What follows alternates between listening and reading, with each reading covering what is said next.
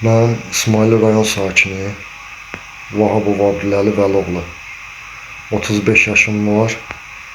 2012-ci ildə ailə qurmuşam. 2 evladım var.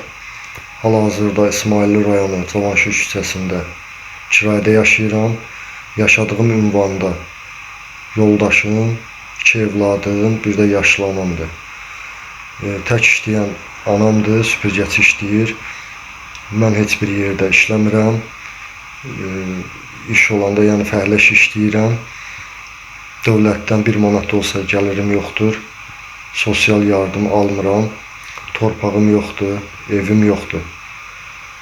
İsmayıl rayon bələdiyyəsinə ərizə yazıb bildirdim ki, yəni mənə də torpaq verilsin.